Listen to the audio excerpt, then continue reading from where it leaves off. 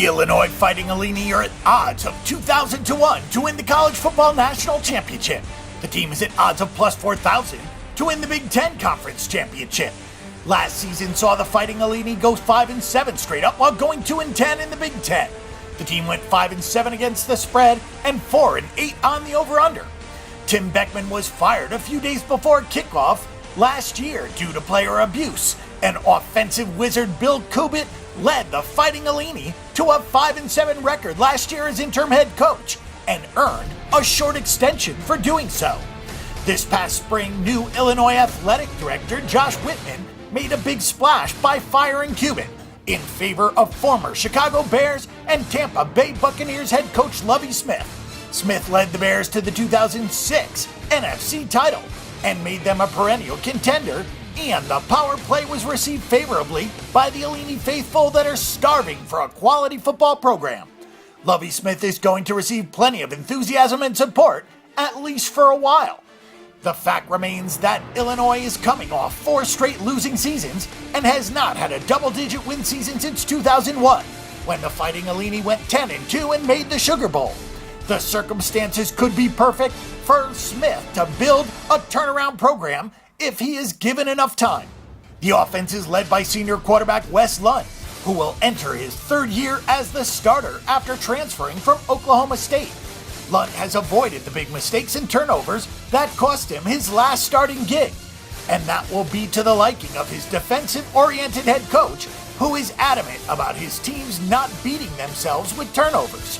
While Lund inspires confidence, the loss of his top receiver, Mike Dudek, due to an ACL injury does not.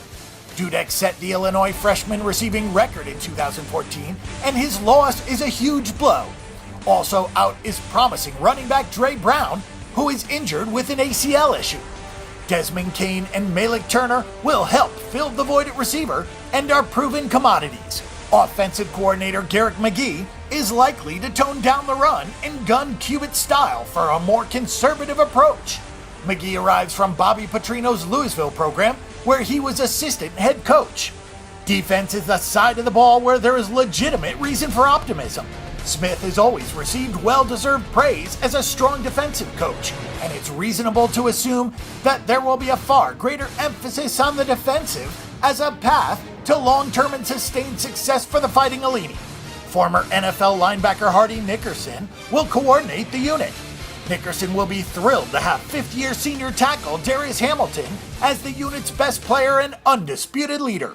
Hamilton missed last season due to injury, but figures to have the potential for a huge grand finale and will be motivated to improve his NFL draft stock. Although the front four is considered the strength of the unit, the linebacking corps was wiped out and must be replaced completely. Only one replacement, Deontay Roberts, has any real playing experience. The secondary could also be a unit that surprises, as they have plenty of experience and now one of the best defensive minds in the country as its head coach.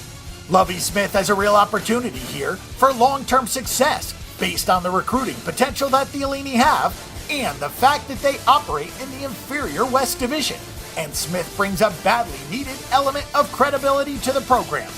Although the long-term prospects for the Fighting Illini have the potential to be really good, their current lack of depth and their transition should make for some growing pains in 2016. The schedule does set up well for the Illini early on, with home games against Kent State and Western Illinois, followed by road and conference games with a few very winnable games. 6 wins in bowl eligibility may be a tall order, but it is not an impossible task.